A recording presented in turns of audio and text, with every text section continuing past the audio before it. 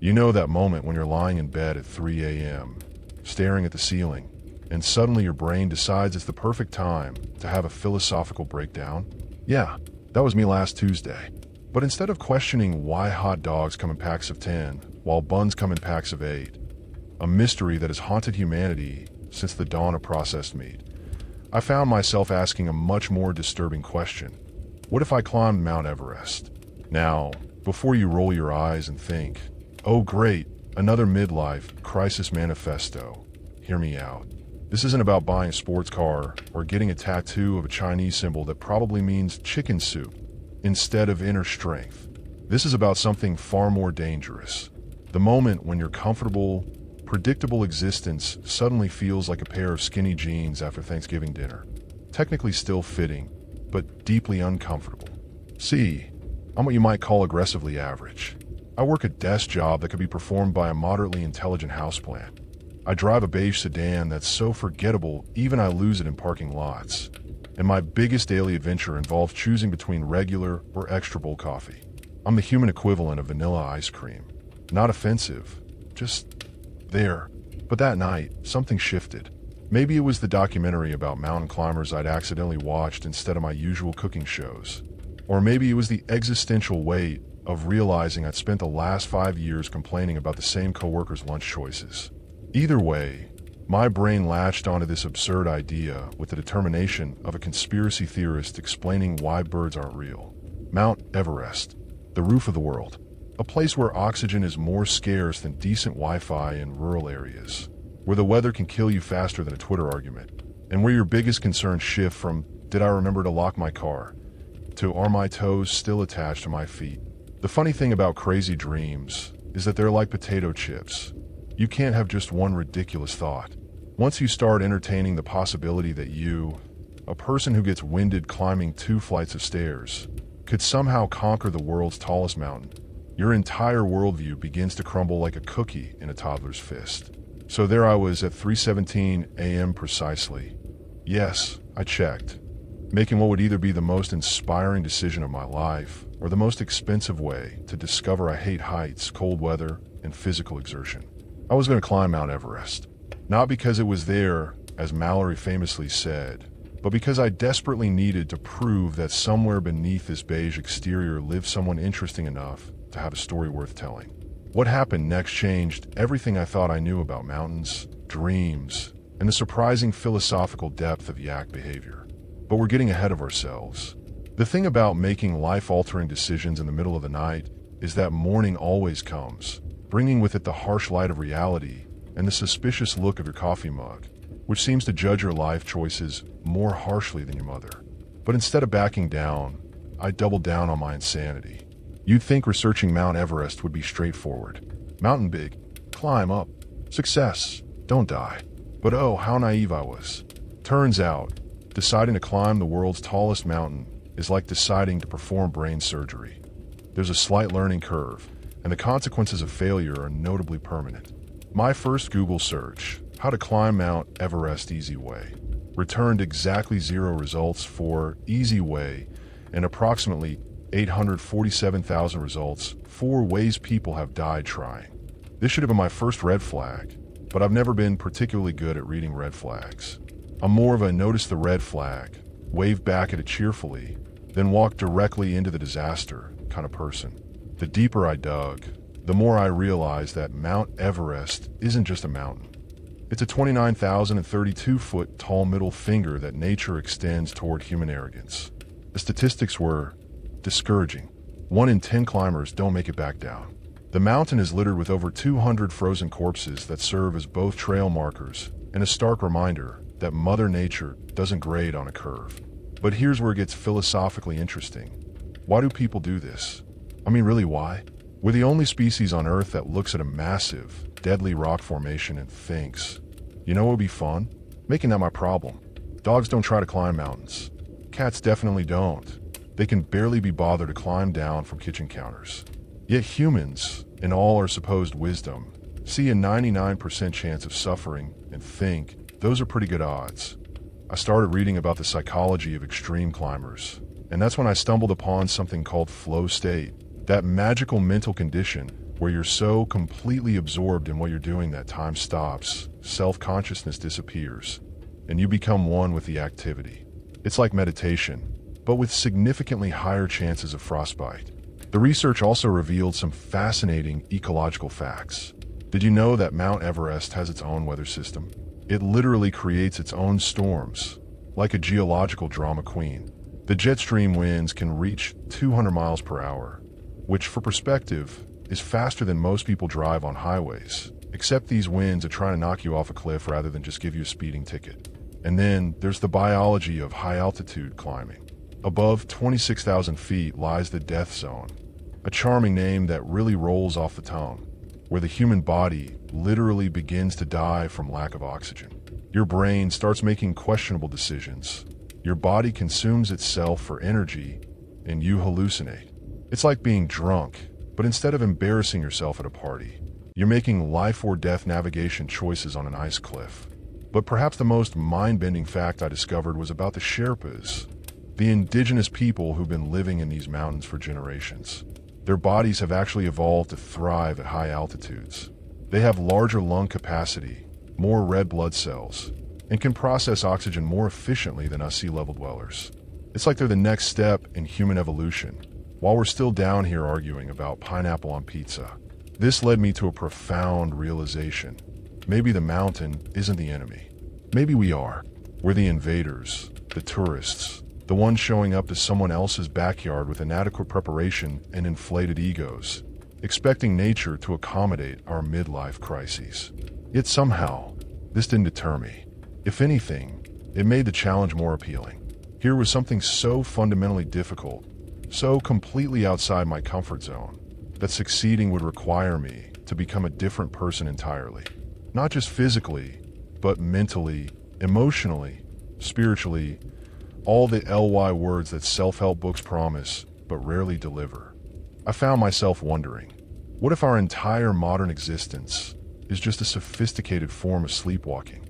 We wake up, check our phones, drink coffee, complain about traffic, work jobs that feel increasingly meaningless, binge watch shows about other people having adventures, then go to bed and repeat. When was the last time any of us felt truly alive? Not happy, not content, not entertained, but genuinely, vibrantly alive? Mount Everest, in all its deadly magnificence, began to represent something larger than just a climbing challenge. It became a symbol of everything I wasn't doing with my life. Every risk I wasn't taking, every conversation I was avoiding, every dream I filed away under maybe someday, until someday felt more like never. Research, as it turns out, is the easy part. It's like watching cooking shows. You feel accomplished and knowledgeable until you realize you still need to actually cook something. My next step was finding someone who could help transform my newly acquired theoretical knowledge into practical survival skills. This led me to discover that the world of professional mountain guides is complicated. Finding a mountain guide, I discovered, is a lot like dating, except instead of worrying about whether they'll like your personality, you're wondering whether they'll keep you alive at 28,000 feet. The stakes are slightly different, but the awkward getting to know you process is remarkably similar. My first consultation was with a guy named Brad, because of course his name was Brad, who looked like he'd been carved out of granite and fed protein shakes since birth. His office was covered with photos of him on various mountain peaks, all featuring the same winning smile that suggested either supreme confidence or mild psychopathy. It's hard to tell the difference when someone's grinning while standing next to a 1,000-foot drop. So, Brad said, leaning back in his chair with the casual confidence of someone who considers oxygen optional, "What's your climbing experience?" Well, I began trying to sound more impressive than I was. I've walked up a lot of hills, steep ones, and I once climbed a rock wall at a kid's birthday party. Made it about halfway before my grip strength gave out, but the form was solid. The silence that followed could have been measured in geological epochs. Brad's smile faltered slightly, like he was recalculating the life insurance premiums. "I see," he said finally. "And what draws you to Everest specifically?" This was the question I'd been dreading because the honest answer, existential crisis combined with too much late-night internet browsing, didn't seem like what he wanted to hear. Instead, I went with something that sounded more noble. I want to challenge myself, push beyond my limitations, and discover what I'm really capable of. Brad nodded thoughtfully, which I took as encouragement until he said, "Have you considered starting with something smaller, like Mount Washington, or perhaps a really tall building?" This is when I realized that the mountaineering community operates on a fundamentally different understanding of risk than the rest of us. To them, the possibility of death isn't a bug in the system. It's a feature. It's what makes the experience meaningful. Without the genuine possibility of not coming back, climbing a mountain would just be hiking with better marketing. But here's what really fascinated me. Brad wasn't trying to talk me out of it to be mean. He was genuinely concerned about my well-being, which raised an interesting philosophical question. If someone is determined to do something potentially fatal, at what point does helping them become enabling? Is a guide responsible for their client's safety, or just for providing professional services to someone who's already made up their mind? We talked for 2 hours, and by the end, I learned several important things. First, Everest isn't actually the hardest mountain to climb. It's just the tallest. Technically, K2 is considered more difficult, but K2 doesn't have the same marketing appeal. Nobody grows up dreaming of conquering K2. It's the difference between wanting to be the president versus wanting to be the deputy undersecretary of Interior Affairs. Both are impressive, but only one gets you invited to dinner parties. Second, the entire Everest climbing season lasts only about 2 months, from late April to early June, when the weather is merely extremely dangerous instead of instantly fatal. This narrow window means that hundreds of climbers are all attempting the summit during the same brief period, creating what can only be described as high-altitude traffic jams. Imagine waiting in line at the DMV, except you're burning through your oxygen supply and risking altitude sickness with every passing minute. Third, and perhaps most surprisingly, the biggest killer on Everest isn't avalanches or falls. It's human error compounded by extreme conditions. People make bad decisions when they're oxygen deprived, exhausted, and operating on pure adrenaline. They ignore warning signs, push beyond safe turnaround times, or simply lose the ability to think clearly. The mountain doesn't kill you. You kill yourself, and the mountain just provides the opportunity. This led to perhaps the most unsettling realization of all. Success on Everest has less to do with physical strength or technical skill than it does with judgment and mental resilience. In other words, the very qualities that make someone want to climb Everest, ambition, determination, refusal to quit, are the same qualities that can get you killed up there. Brad explained this with the casual tone of someone discussing weather patterns. The summit isn't the goal, he said. Getting back down alive is the goal. The summit is just the turnaround point. This completely reframed my understanding of success and failure. In most areas of life, reaching your goal is success. But on Everest, reaching your goal is only the midpoint of success. It's like celebrating getting accepted to medical school before you've actually completed medical school. If medical school took place in a freezing death zone where your celebratory champagne would instantly freeze solid. I left Brad's office with more questions than answers, but also with something unexpected: respect for the complexity of what I was contemplating. This wasn't just about conquering a mountain. It was about confronting every mental and physical limitation I had in an environment that punishes mistakes with permanent consequences. But perhaps the most profound shift was in how I viewed the concept of crazy dreams. Maybe they're not crazy because they're impossible. Maybe they're crazy because they force us to confront who we really are when everything comfortable and familiar is stripped away. Maybe the real mountain isn't made of rock and ice. Maybe it's made of all the stories we tell ourselves about what we can't do, shouldn't try, or aren't worthy of attempting.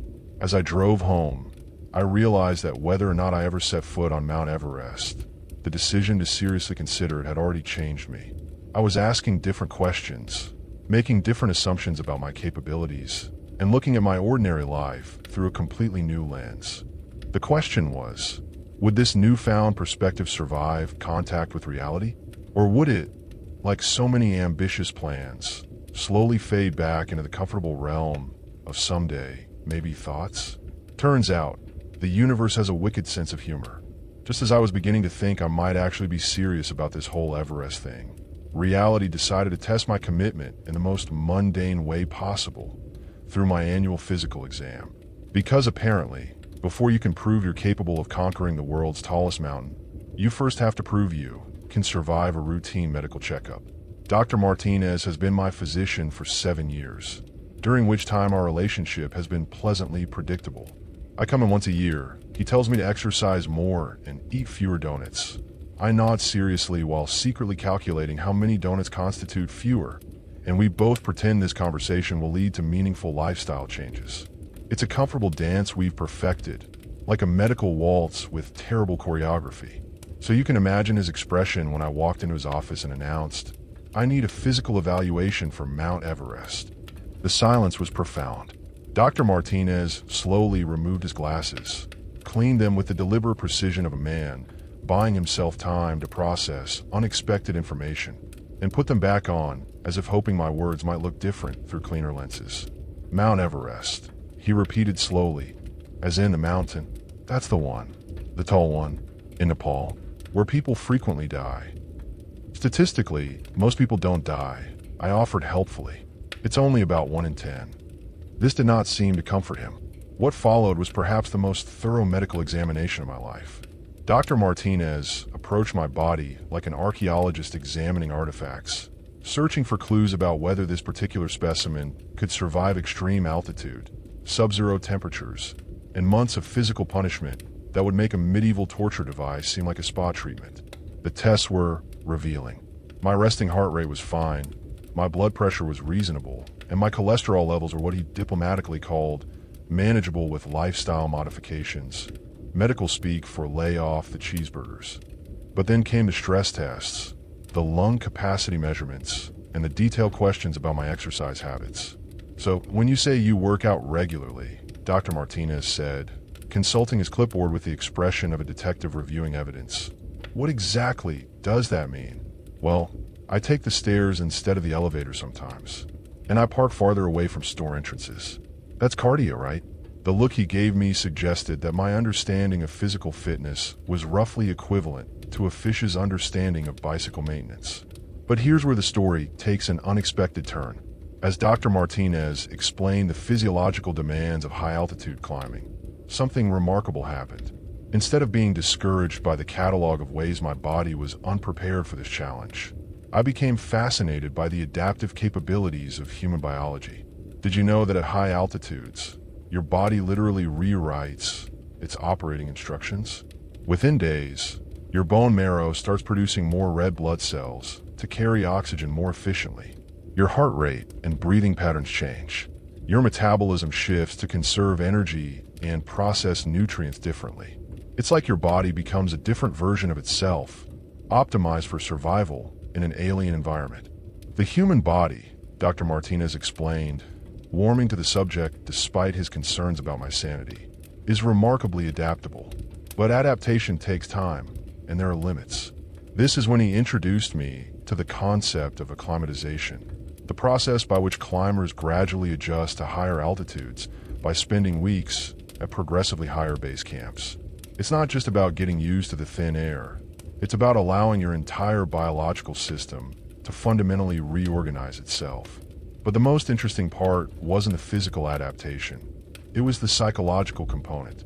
Dr. Martinez explained that altitude affects cognition, decision-making, and emotional regulation.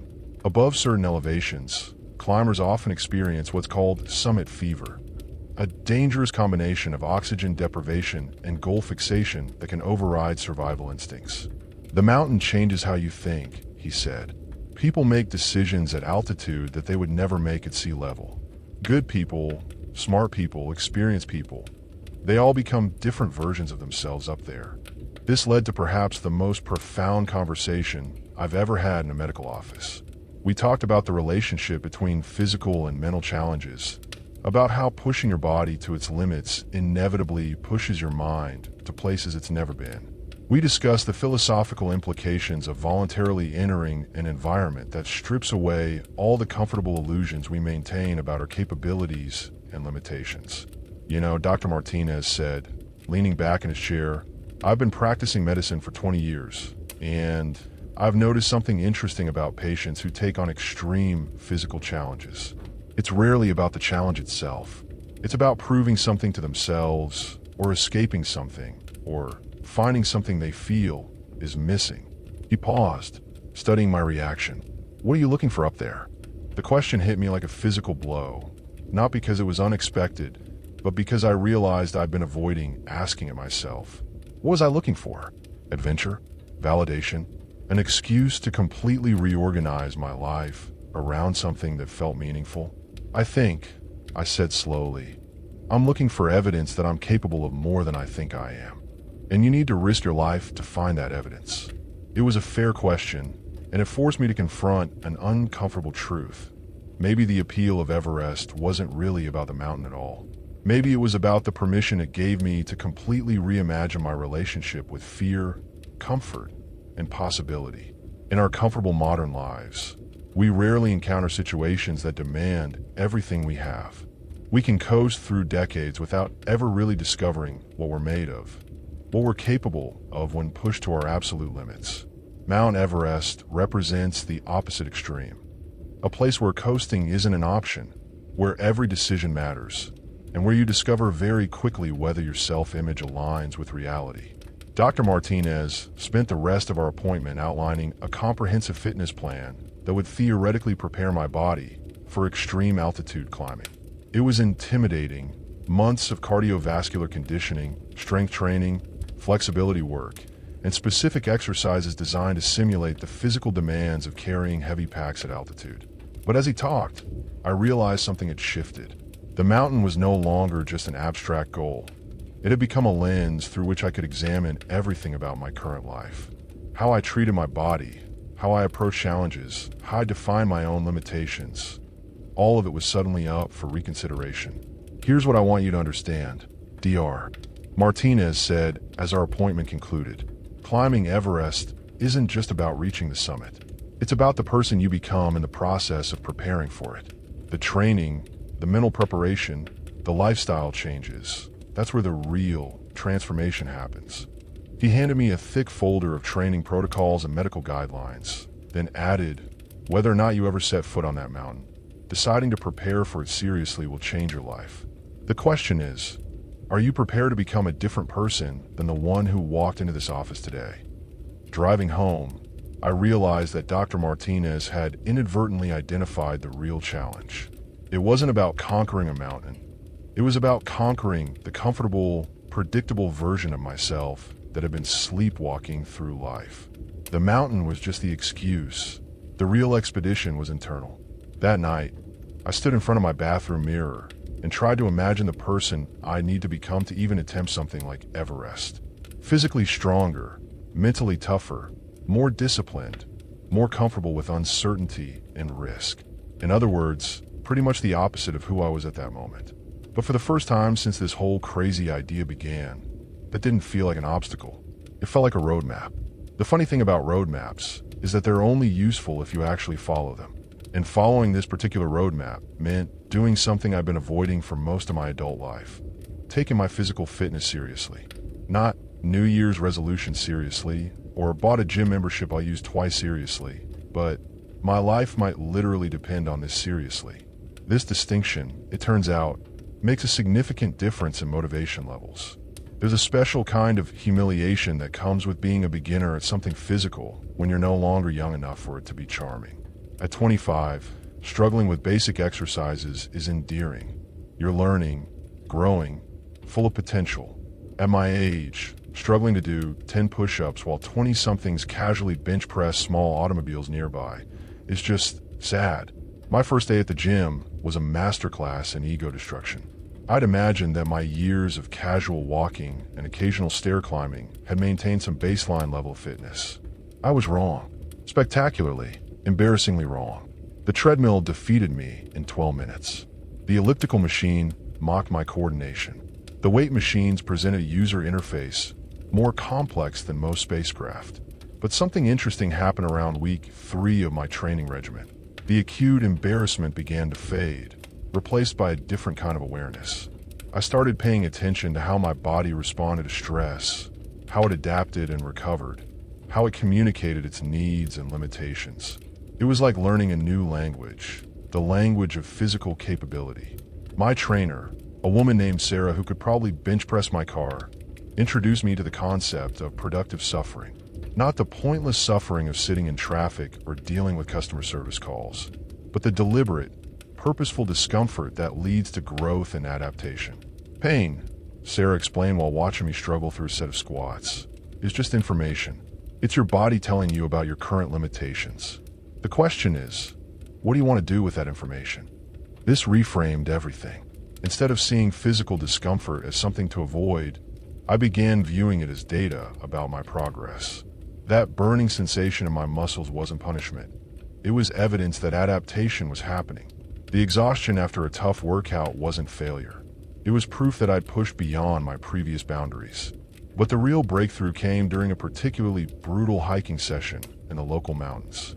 Sarah had loaded my backpack with 40 pounds of weight, roughly equivalent to what I'd carry on Everest, and sent me up a steep trail for 3 hours.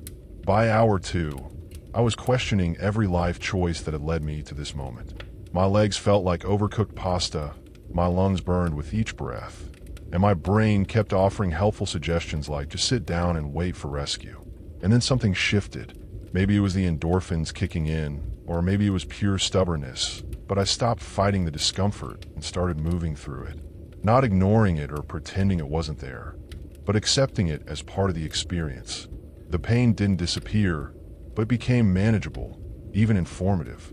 This was my first taste of what psychologists call flow state, that magical mental condition where self-consciousness disappears and you become completely absorbed in the present moment. Except instead of experiencing flow through creative activities or intellectual pursuits, I was finding it through voluntary physical suffering. It was like meditation, but with significantly more sweating. The physical training was transforming my body, but it was also rewiring my relationship with challenge and discomfort. Tasks that had once seemed impossible, running 5 miles, carrying a heavy pack up steep terrain, maintaining focus when exhausted, gradually became routine. Not easy, but routine. There's a profound difference. I started noticing changes in other areas of my life. Problems at work that used to stress me out began feeling manageable by comparison. Difficult conversations I'd been avoiding suddenly seemed less intimidating than my morning workout routine. It's hard to get worked up about a challenging presentation when you've just spent 2 hours deliberately making yourself uncomfortable in the name of personal growth. But perhaps the most unexpected change was in how I viewed failure. In my previous life, failure was something to avoid at all costs, a sign of inadequacy, proof that I wasn't good enough. But in training, failure became useful feedback. If I couldn't complete a workout, it meant I needed to adjust my approach. If I hit a plateau, it meant it was time to try something different. Failure became information rather than judgment. This shift in perspective began coloring everything else. That novel I'd been meaning to write for 5 years. The fear of writing badly was no longer paralyzing. It was just the first step toward writing better. The career changes I'd been contemplating, the risk of failure became less important than the certainty of regret if I never tried. 6 months into training, I realized something profound had happened. The mountain was still there, still dangerous, still requiring enormous preparation and commitment.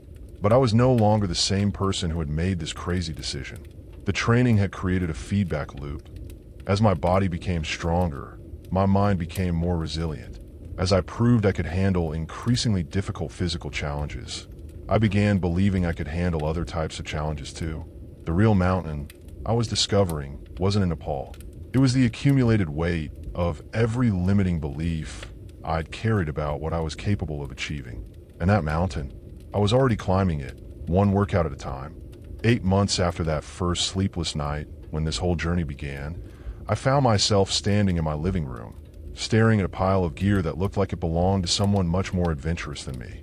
Ice axes, crampons, altitude masks, sleeping bags rated for temperatures I'd previously only encountered in freezers. The equipment of transformation, waiting to serve its purpose. Here's the twist, ending you probably didn't see coming. I never actually climbed Mount Everest. Not because I gave up, or because I realized it was impossible, or because Dr. Martinez finally talked sense into me. I didn't climb Mount Everest because somewhere in the middle of preparing for it, I discovered that I'd already reached a different kind of summit entirely.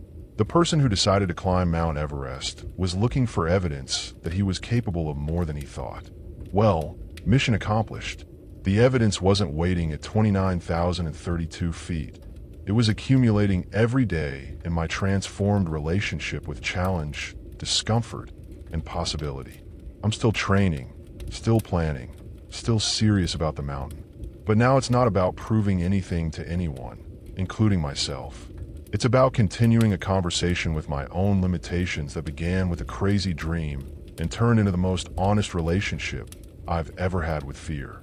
The beautiful irony is that the moment I stopped needing to climb Everest to validate my worth, I became the kind of person who actually could climb Everest. The mountain will still be there when I'm ready, not just physically ready, but ready for the right reasons. Sometimes the best way to reach a summit is to realize you're already on one. And sometimes the most profound journey you can take is the one that leads you back to yourself, but as someone you never knew you could become. The real crazy dream wasn't climbing a mountain. It was discovering that the only limitations that truly matter are the ones we choose to accept.